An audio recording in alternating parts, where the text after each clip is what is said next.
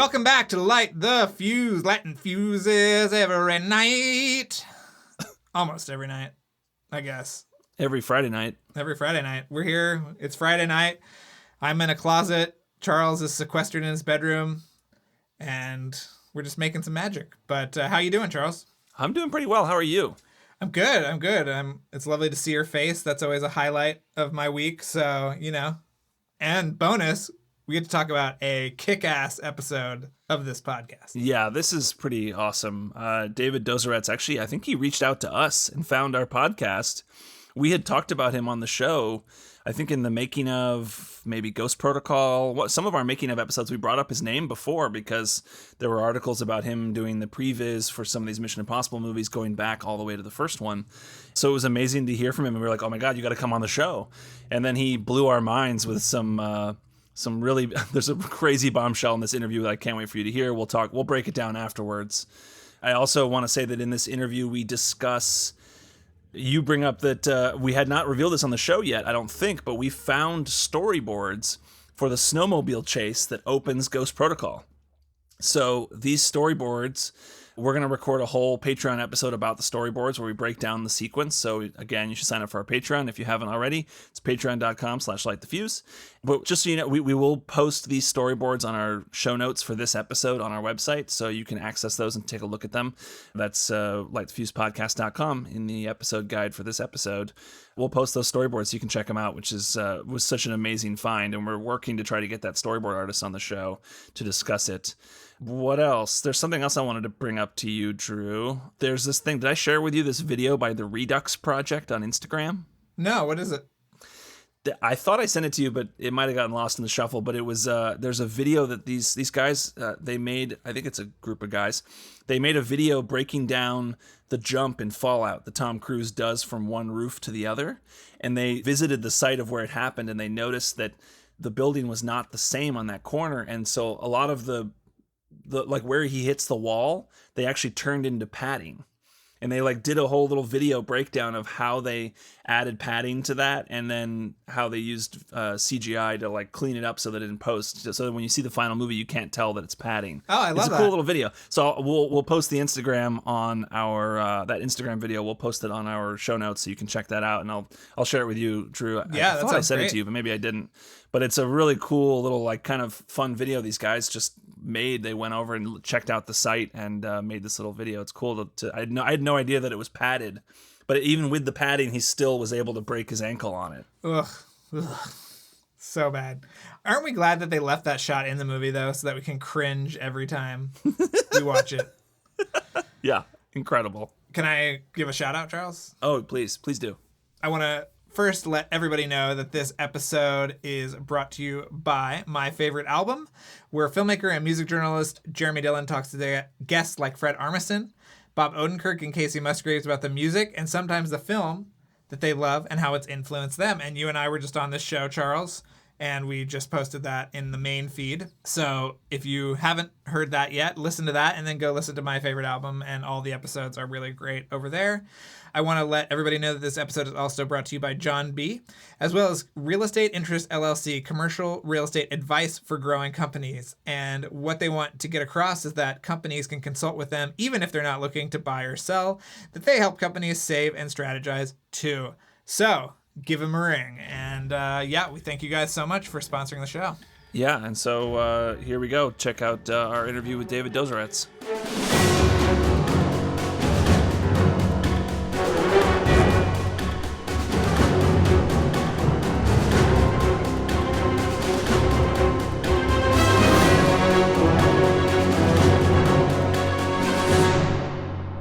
We are so thrilled to be here with David Dozoretz, who I would say, and correct me if I'm wrong, pioneering pre-visualization specialist.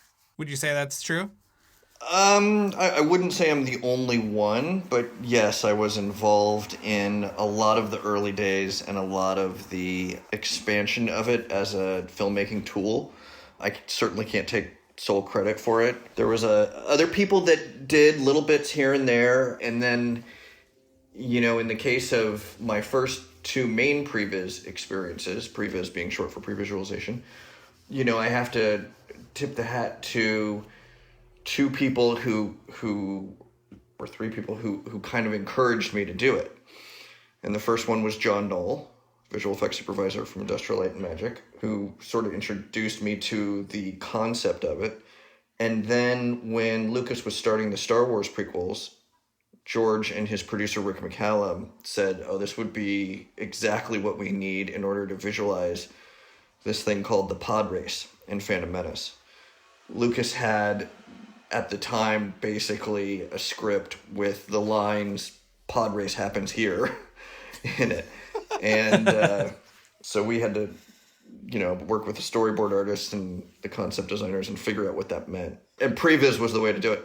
Mission Impossible was a pretty key element to this whole story, though, wasn't it? It was. What happened was that there were people who had done previs in a couple of shots here and there in the visual effects community, but Mission Impossible, and I'm specifically talking about the scene in the first movie where the helicopter follows the bullet train into the tunnel.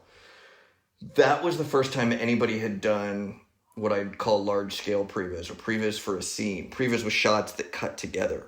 So it was pre-visualization, not just for how does the camera move in this shot, or how are we going to explore how we're going to execute this shot. Mission Impossible was the first time that previs was, are we doing this scene? Does the scene work? What shots are in the scene? How long is the scene? How can we now look at this and budget and schedule it with a greater level of specificity than if we just had storyboards? And filmmaking is inherently a moving medium, and that scene specifically has a lot of movement to it. Storyboards will never be replaced. It still's the best and fastest way to get an idea from imagination to a recorded form. But pre-visualization took it to a place that storyboards couldn't quite take it to. What I was told was that there was doubt at Paramount at the time about whether or not that sequence should be in the film. And I did this pre-visualization working for John Knoll at ILM, and despite its flaws and it being such the early days, it was good enough, I'm told, that John showed it to Tom Cruise, and Tom Cruise showed it to Paramount, and it was then decided that they should do the sequence. Yeah, I was going to ask because there was a lot of discussion about whether or not that should be included, and I think Robert Towne wrote a different version that did not include that whole chase. Was there something about that pre-visualization that made them sign off on it, or was it just like, we can do it? Like, they saw it in motion, and that was enough to sort of carry it over? I think it was a combination of things. I think it was a we can do it. And I think it was if this is how good it is now, although it had, in my opinion, two major flaws with it, imagine what it will look like when it's done. Okay. And I think it was just a function of, I know this idea sounds crazy, but look, this previs, this animatic showed that it's workable. It could be fun. And also, here's what we're imagining, because it's hard to imagine that stuff sometimes, especially if you're not a filmmaker or visual effects artist that's used to it. And it also gave them a sense of, they could wrap their arms around it then and said, okay, now we know how long the sequence is. Now we know how we need to shoot it. Now we know how much it's going to cost.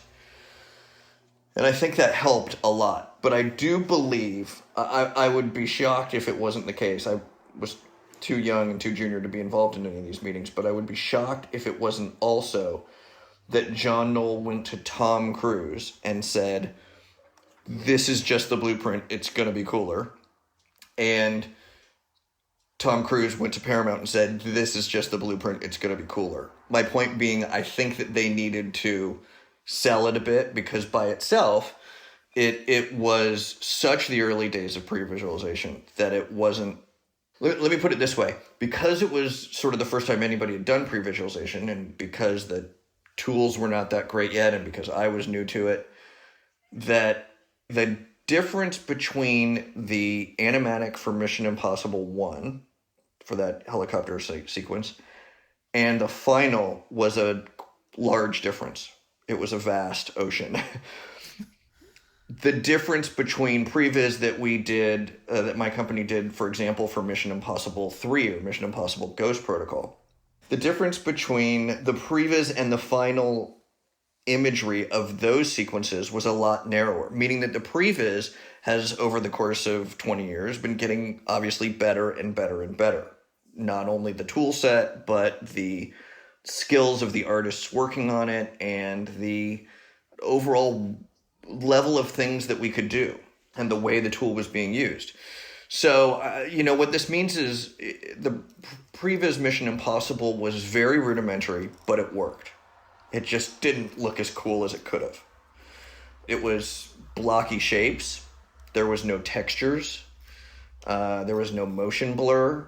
I had very, very, very rudimentary, almost comical facial shapes that didn't look anything like Tom Cruise. But it worked. Now, when we got to later movies, it all got much better and much more accurate. And if you take a look, for example, at the Ghost Protocol sequence where Tom is on the outside of the Burj Al Khalifa, I mean, that's almost shot for shot, like the previous, almost frame for frame.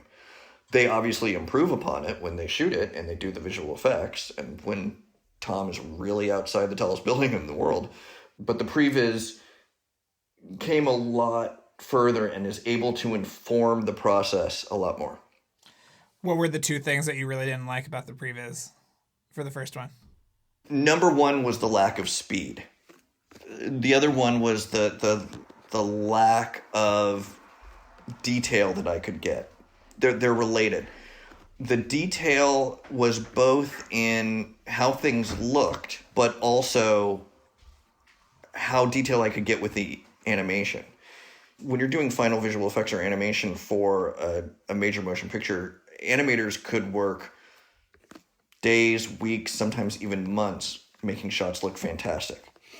When the general rule of thumb for pre-visualization was, if you work on a shot for more than a few hours, it's the wrong thing to do.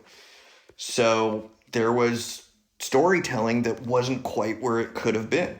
And as far as, hands reaching out to get things or the excitement of smacking down the multicolored chewing gum on the glass, it was just wasn't as detailed as it could have been. There were storytelling bits in there that we couldn't quite get. As far as the speed goes, it was both the speed of the camera shake and things going by, but it was also that we didn't have any textures. And when you see ground rushing by under camera of something going really fast, it's the texture, it's the detail that makes it look like it's going very fast. If it was just a flat gray plane, Mission Impossible pre-visualization, number one, you don't get that sense of speed. And there's a process in computer animation called rendering, which is giving the computer the instructions and saying, take the time in order to make it look really good. And then there's a process that's previewing, what we call play blasts. And that is, don't take the time to make it look really good, computer. Just give me a quick version in a few minutes that I can look at. Well, previs is always the preview version. And that meant that we didn't have textures, we didn't have motion blur, we didn't have a lot of the things that make stuff look good and, frankly, that communicate speed. And I remember very clearly that for Mission Impossible 1, John's suggestion was, you got to keep moving fast and do each shot pretty quickly. So don't worry about textures, just solid shapes is fine. And he was right, by the way. And don't worry about shadows, because it takes the computer time to calculate those. And don't worry about motion blur, because it takes the computer time to worry about that. So I was doing, and we established these rules of pre-visualization in the early days: no textures, no shadows, and no motion blur. Well, interestingly enough, a year or two later, when I start working on the pod race of Star Wars, the pod race is all about speed.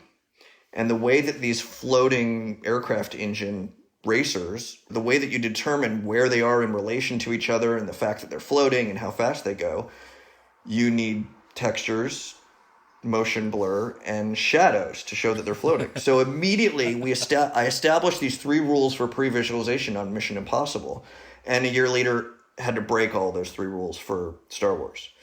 And then happily, everybody now, because the computers are fast enough, we're all doing shadows, motion blur, and textures for pre-visualization, just to try and get closer to the director's vision earlier. Well, how was it working with De Palma? Because he kind of, on his documentary, he says, "Oh, it's pretty easy. I'm kind of a tech nerd guy." Was he a fun collaborator?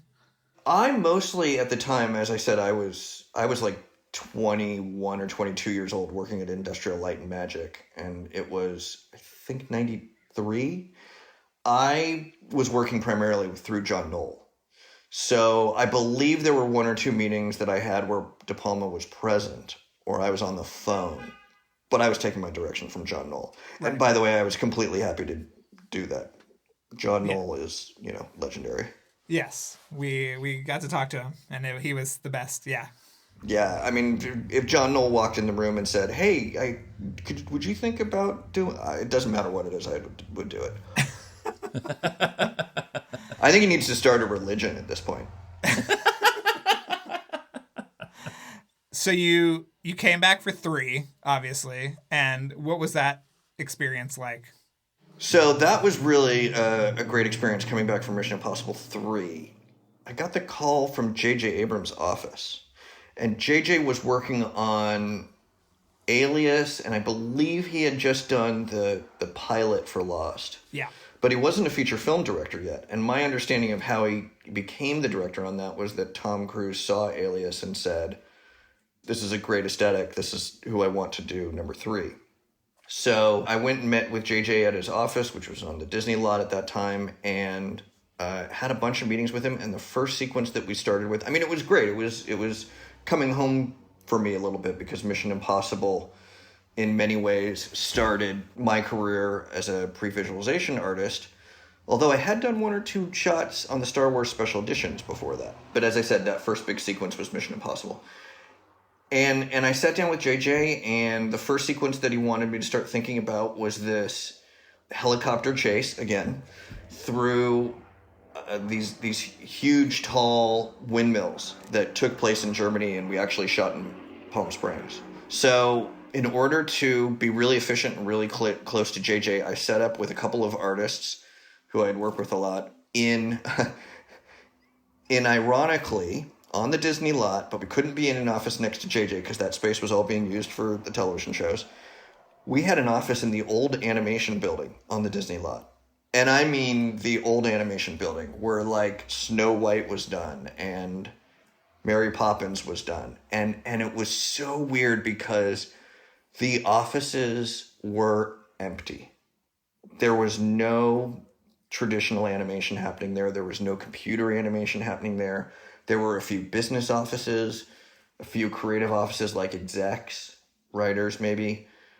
And there was just artwork after artwork on the wall of the most iconic things in film history that you've ever seen.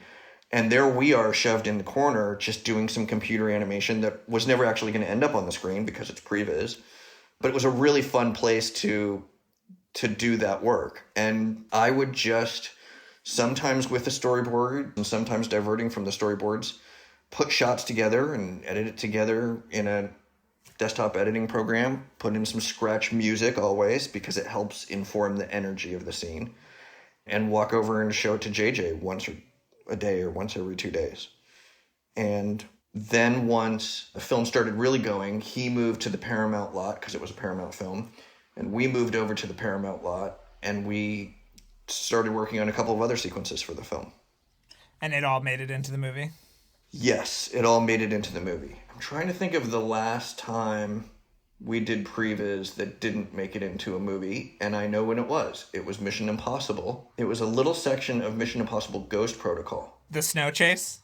Oh, yes, the snow chase. That one, too. Wow, very good. We did some previs for that. We did, and we were really excited about that one. You're right. The snow chase, but also... This one was a little weird. After the sandstorm in Ghost Protocol, Ethan Hunt gets on a motorcycle and does a chase through Yes, it was on a motorcycle. And we had previs the entire scene, and it was really great. It was all Ethan kicking ass on a motorcycle like you would expect in a Mission Impossible movie.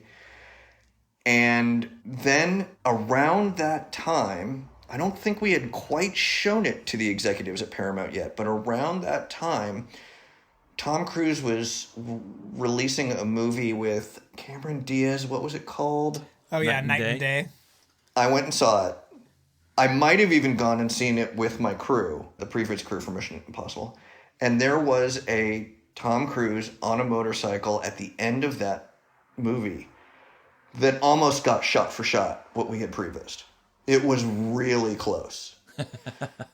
So I don't remember how it came about, but we went into the office, and I didn't know about that scene at the time, obviously, but I saw the movie in the theater. And we went into the office, and I don't remember who was talking about it, but if I brought it up or the producers brought it up, but we're like, this isn't going to work. So we had to completely change it to a car and change it. And I mean, it worked fine, but that was a sequence in which we did a bunch of finished previs that didn't end up. The snow chase, we were just starting, and it got cut out. Okay. Because I know there were storyboards, right? Charles, you uncovered.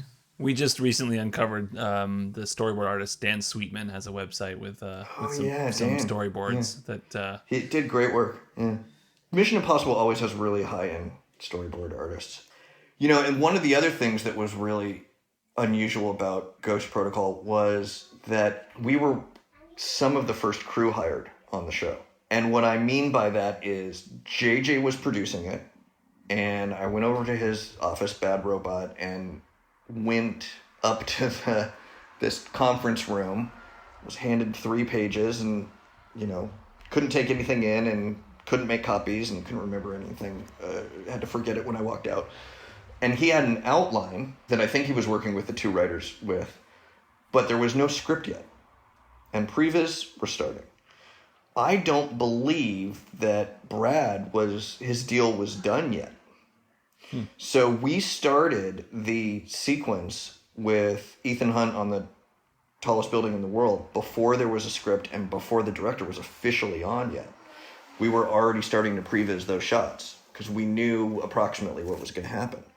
But yeah, that was previs before a script. So yes, there are instances in which we take stuff and we throw it out, but there's also a few instances in which we do stuff that sometimes informs the writing process. Wow. I think that initial script was very different than what ended up in the movie. Do you remember any big changes on that one from your end? I remember one huge change. I mean, one of the things that was really interesting was instead of the automated car garage that was supposed to happen at the end, there was talk of it happening. Do you guys know about this? No. I hope I'm not giving anything away because sometimes these JJ and other filmmakers put this stuff in their pocket to use it later. It was going to be in India, on the coast of India, sort of northwest of Mumbai. There's a place where oil tankers and cruise ships go to die. It's an old scrapyard of oil tankers, basically, on a beach. And there's just 50 of them lined up. It's a real place. And they were talking about doing it there, having some outside and inside. That was one change, but that wasn't the coolest thing that I ever saw in that outline that I read at Bad Robot that day. The coolest thing I saw in that was you didn't know who the bad guy was for most of the story. Like, you knew there was a bad guy, but you didn't really see him yet. And in the last paragraph of that outline, it's revealed, and they actually wrote, it's Harrison Ford. What? I know. And I was like, yes, this was so cool.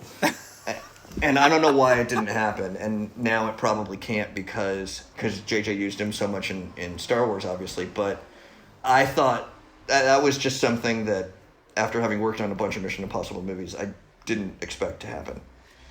Yeah, we're still trying to figure out why the bad guy dresses as his henchman at the end of that Dubai sequence and then pulls the mask off to show Ethan, I'm the bad guy. Yeah. Any insight on that? We've been really...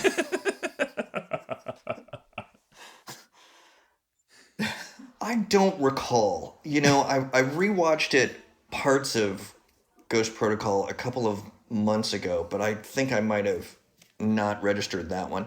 When you work on a film for like a year or something, you end up seeing it once and then staying away from it for 5 or 10 years. And I can't recall that specifically. Did you ever storyboard stuff with Vanessa Redgrave's character from the first movie? No. Because that apparently they came very close to getting her back, which is why that like sort of secondary henchman is there. No, the only stuff I worked on in the first movie was that helicopter chase, I think. Okay. No, when she was supposed to come back for Ghost Protocol. Oh, No. I don't think we did any previews. What we did for Ghost Protocol, we did all the previs in Ghost Protocol, and we did some of the previs in the IMAX format, which was really interesting. Because they released it in IMAX. Yeah, but what does that mean? What is prevising in the? Was it just the ratio or?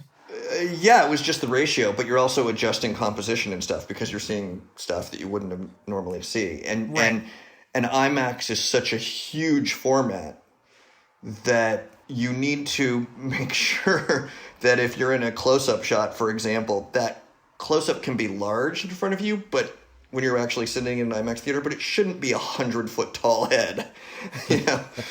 So you need to take some things into consideration and reframe slightly for it. But you know what? You just reminded me when you were asking about the mask. I'm sorry, I don't have an answer for that specifically, but I can try and look it up or jog my memory. We did a couple of shots. We did the mask shots when they were creating the mask in Mission Impossible 3. There was this shot where you're rotating around. It was kind of one of the first times that they used computer animation to create the mask effect. Right. And the camera's sort of rotating around while the mask is being pressed onto Ethan Hunt. So we prevised that shot just about getting all of the camera move down right, because I think it had to be a motion control camera, which is a camera that repeats the moves exactly, because they were filming different parts of it at different times. But we did that, and in Ghost Protocol, we did that stuff in Shanghai on the top of the buildings at night, too. That was all previs. There was another scene that we did, the helicopter stuff. There was another scene that we did in 3 that I can't remember. Well, someone told us about there was a finale, or initial version of the finale for 3 was something to do with, I think it was cargo ships. Did you ever see anything about that? I think it might have been the production designer Scott Chambliss who told us that. There was I think it was going to take place in some kind of cargo ship. I actually wonder if maybe it was the idea that you said that there was on the beach in Ghost Protocol, maybe was discarded and then resurrected for Ghost Protocol. You mean cargo ships, not cargo planes, but actual on-water ships? Yeah. Look, that to me sounds like a situation where it would have been nice to have huge spectacle like cargo ships, but at some point somebody went, man, this thing is huge. We need to figure out a way to do this more efficiently, this end. And JJ probably went, okay, then let's make it intimate and super intense action that's really close together, not everything exploding. That's my recollection of how that happened. I don't remember cargo ships. I mean, it must be the case, because that's another situation where the script writing was happening while Scott Chambliss and my crew were all working. Right. And what was the sequence at the end of Ghost Protocol that you were describing on the beach? What was was it with crashed oil tankers? Is that what you said? Yeah, it was getting the nuclear trigger back. It was the thing that happened in the automated parking garage in India. Right. That sequence was originally supposed to happen out there on this Indian beach with 50 decrepit cargo ships. I mean, spectacle-wise, it would have been great. I just don't know that they could figure out why it would be there. Right. And we ended up having a great time I had this editor working with me, Martin Smith, who worked with me on the Star Wars films, and he cut together the automated car garage sequence, and it was great bit of previs. We were really happy with it. That's another one that the final shots ended up looking a lot like the previs. Yeah, we recently went through the special features on the Blu-ray, and it is shot for shot. Is the previs on the Blu-ray special features? Yeah. Oh, okay. It might be only on this. I have this like weird one that they only put out for a day. It was like a bonus disc. This deal will self-destruct. Yeah, it had a bonus disc with it, so it might only be on that. But honestly, sometimes filmmakers don't love it when previs is shown. Right. Are you referring to Mr. Bird? I don't know. Okay. No, I wasn't referring to Mr. Bird specifically. I was just referring to some filmmakers. Like, Right. George Lucas was always, here, you can see everything. Yeah. I want everybody to know that. But other filmmakers were like, I'd rather keep the magic a little close to the vest. Right. So that's why I was asking if it even ended up on the special features. Yeah, it's there. It's pretty. They actually do a shot for shot, like a split screen thing. Oh, you cool. can see how. Yeah. But what was it like working with Brad? Because obviously his animation background, I'm sure, lends itself to the process. Yes, it did. Working with Brad on animation was really interesting, especially in that pre-visualization phase, because it was the pre-production phase. And he had never directed live action before. So he was a little bit new to the experience. And I think he had come from Pixar, where the pre-production process is very intense and very lengthy. And he's obviously one of the best animation directors in history. So the pre-visualization tool for him, I think, just took a little bit of getting used to, because he was great. He was like, make sure you turn the hand this way because you'll get a much better silhouette, and all these 12 principles of Disney animation. He made us better animators. There's no question. At the same time, I have the producer yelling at me, why aren't we going faster? Why aren't we done? Why aren't we done? Why aren't we done? So, and my answer is, but look how good it looks. So that was a challenge for us, but it all worked out. And, the sequences that we worked on with Brad, I think, just got better and made us better animators for all those reasons. So it was a little bit, we were a little bit slower than we would have liked to have been, but I think the results were good. And you got to work with John Knoll again on it. And I got to work with John Knoll again. Saw him in the office, and it's like, hey, here we are again. Thanks for starting my previs career. Yeah, I always love working with John. He's great.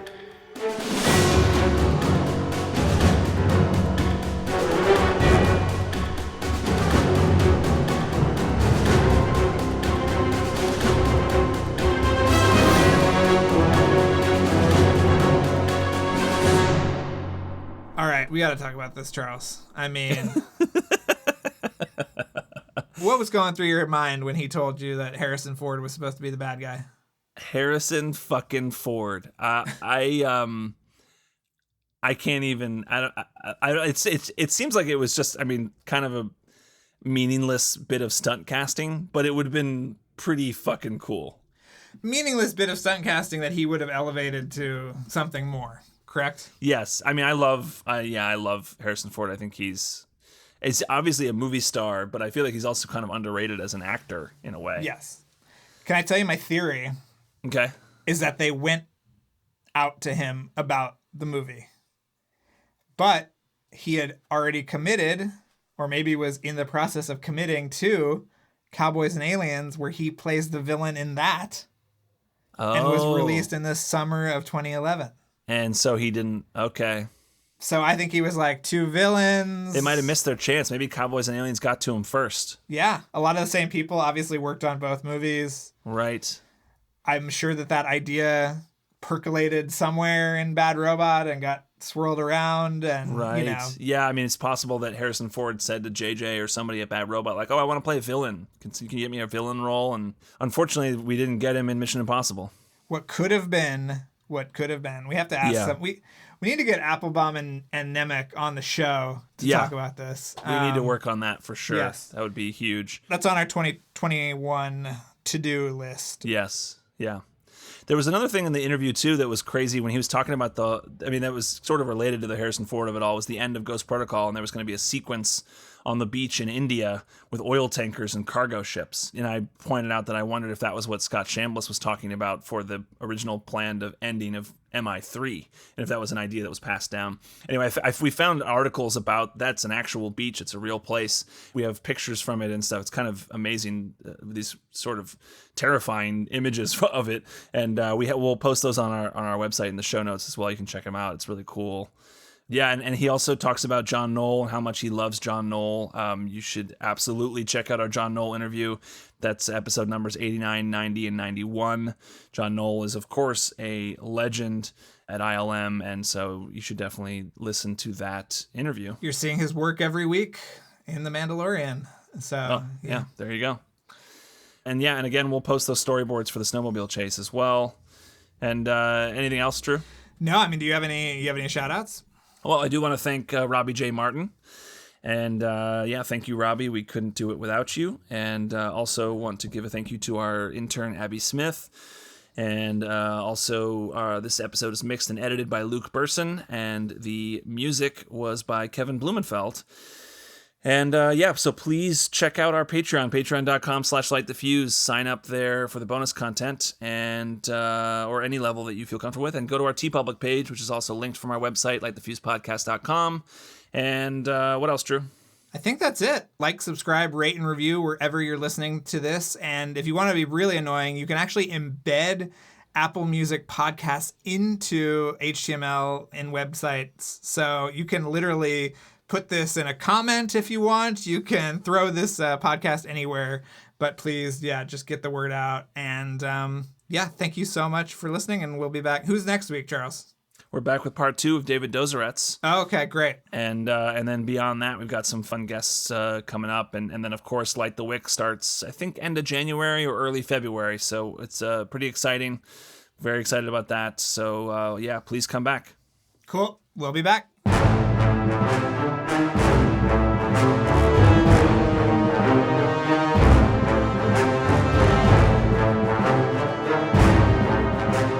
Thanks again for listening, everyone. And before we go, another mission, should you choose to accept it. Please rate, review, and subscribe to the podcast on iTunes. And remember that you can follow us on Twitter and Instagram at LightTheFusePod and email us questions or comments at lightthefusepodcasts@gmail.com. This message will self-destruct in 5 seconds.